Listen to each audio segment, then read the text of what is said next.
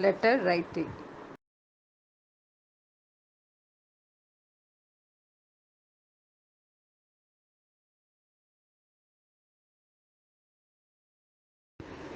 पत्रों के प्रकार। पत्र दो तरह के होते हैं। औपचारिक पत्र, जिन्हें हम इंग्लिश में फॉर्मल लेटर्स बोलते हैं, और अनौपचारिक पत्र, जिन्हें इंग्लिश में इनफॉर्मल लेटर्स कहा जाता है।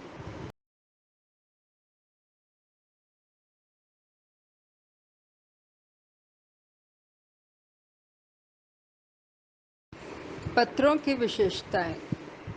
सरल भाषा का प्रयोग होना चाहिए। विचारों में स्पष्टता होनी चाहिए।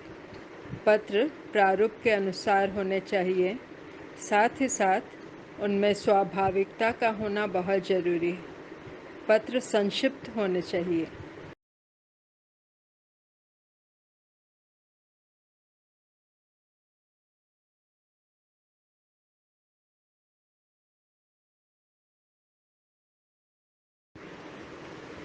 पत्र के अंग।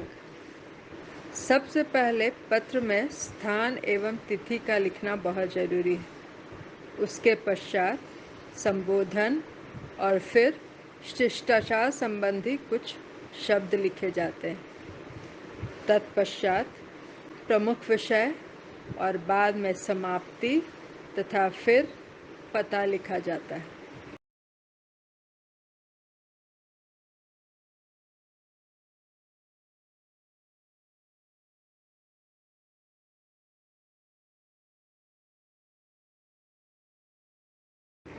अनौपचारिक पत्रों की श्रेणी में पारिवारिक पत्र आते हैं। अगर हमें किसी को बधाई देनी हो, धन्यवाद देना हो या शुभकामनाएं देनी हो तो ये पत्र अनौपचारिक पत्र होते हैं। संवेदना प्रकट करने के लिए भी जो पत्र लिखा जाता है वो भी अनौपचारिक ही होता है।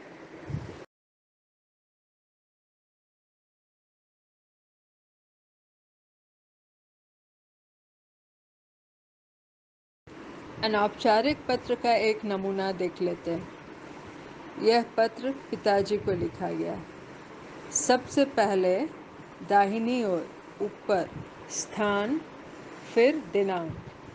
क्योंकि पिताजी को लिखा गया है इसलिए आदरणीय पिताजी या पूज्य पिताजी या पूजनीय पिताजी कुछ भी लिखा जा सकता है। तत्पश्चात सादर चरण स्पर्श या सादर प्रणाम। पहले पैराग्राफ में आपको उनका हालचाल पूछना है और अपने बारे में बताना है, जैसे मैं ठीक हूँ, आपका पत्र मिला आदि। दूसरे पैराग्राफ में आप विषय लिख सकते हैं और तीसरे पैराग्राफ में अपने घर के लोगों का, अपनी माताजी का हालचाल पूछ सकते हैं। अंत में आपका आज्ञाकारी पुत्र या पुत्री। यहाँ आपको नाम नहीं लिखना है, क ख ग। और अंत में एक पोस्ट कार्ड बनाया जाता है जिसमें आपको अपने पिताजी का नाम और पता लिखना होता है।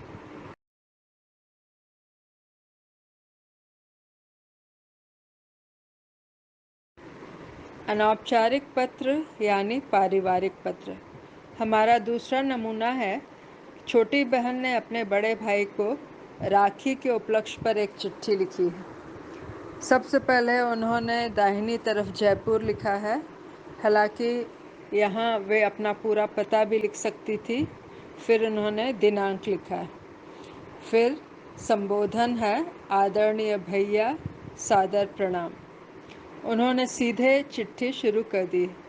हालांकि यहाँ पर आप कैसे हैं, आपकी चिट्ठी मिली, ये पहले पैराग्राफ में लिखा जा सकता है।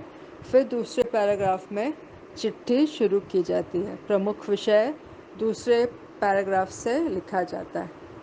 तीसरे पैराग्राफ में उन्होंने अपनी भाभी जी को प्रणाम कहा है और साथ ही साथ अपने भाइयों के बच्चों को भी अपना प्यार दिया है। अंत में उन्होंने अपना नाम लिखा है। यहाँ नाम के बदले क, ख और ग लिखना होता है।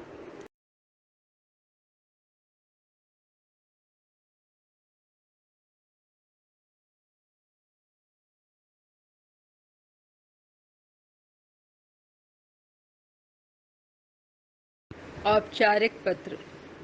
औपचारिक पत्रों की श्रेणी में व्यावसायिक पत्र, आधिकारिक पत्र और कार्यालयी पत्रों को रखा जाता है।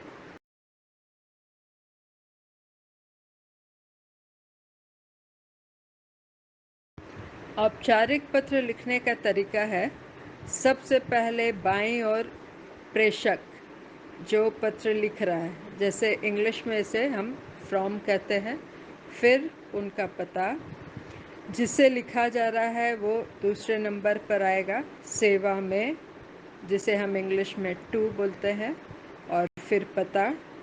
बाद में हम विषय लिखते हैं जो सब्जेक्ट है।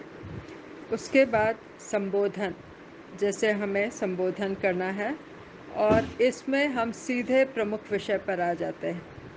औपचारिक पत्रों की विशेषता ये है कि ये बहुत संक्षिप्त होते हैं।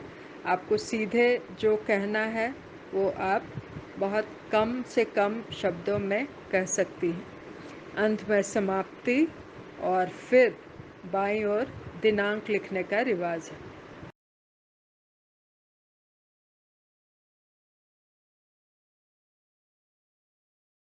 औपचारिक पत्र का एक और उदाहरण देखते हैं।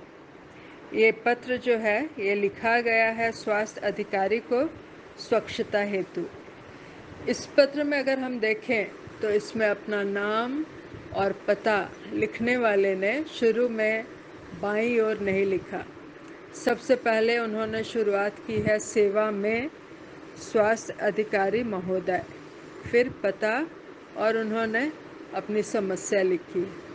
क्योंकि उनकी समस्या गंभीर है इसलिए पत्र थोड़ा लंबा है।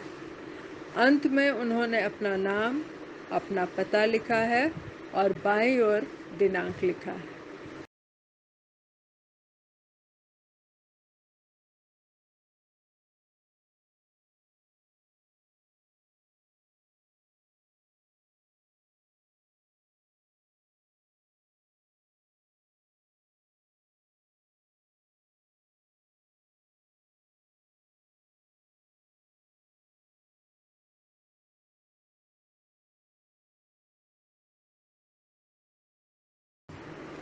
आशा है औपचारिक और अनौपचारिक पत्रों के बारे में आपको जानकारी मिली होगी और परीक्षा में आप इसे बहुत अच्छी तरह लिख पाएंगे। धन्यवाद।